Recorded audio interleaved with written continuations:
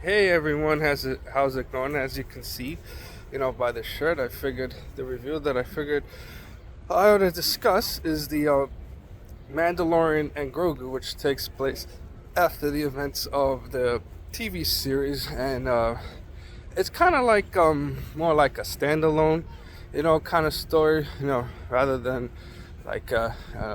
how would you say, like a serial kind of approach. And in this particular case, the case of Mandalorian and Grogu, he works for the New Republic as an independent contractor, taking Imperial targets.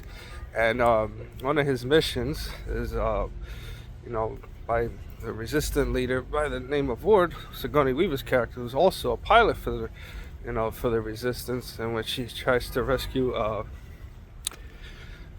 Rhoda, the son of Jabba the Hutt, who was previously seen in the Clone Wars movie as a baby, and now he's kind of grown, doing like gladiator type, fights and trying to prove that he's different from his criminal father, which is an interesting angle that the story puts upon, like, father-son type relationships. Like, Rhoda tries to prove that he's a better man than Jabba was, and then of course you see like the father-son type dynamic between Mandalorian, Din Djarin, and Grogu.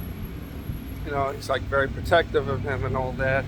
And of course, another character who makes their live-action debut is Zev Aurelios, who many fans remember was in the animated Star Wars Rebels series. So it's kind of cool to see him in the story as well.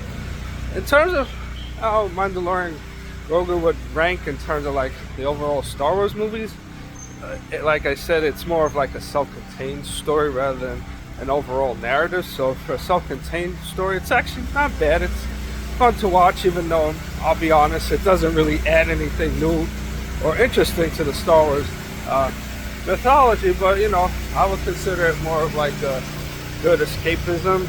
Maybe if there's one minor complaint I would have, that it needed kind of like more characters from the Mandalorian and Grogu series, like the other Mandalorian bounty hunter, Bo-Katan, played by Katie Skago. So it would have been cool to see her, Bo-Katan, I'm sorry. It would have been interesting to see her character, make an appearance, in the film. But hey, there's only so much you could do when, during a feature-length film. So, what else could I say about the film? I mean, for those that have seen the Mandalorian and Grogu series, I would say watch it just, more for, interest and continuity's sake. But like I said, it doesn't really add anything new. But like I said, it's good for what it is. So, wasn't bad. Could have been a little better, but like I said, it was just good, entertaining fun. So, like I said, if you're Star Wars fans, I would check it out just for that reason alone. But like I said, it just needed like a story that, I guess, where you say more stakes were involved and had more of like an overall narrative structure, I guess, if that makes sense. But that's all there is to say about it for now.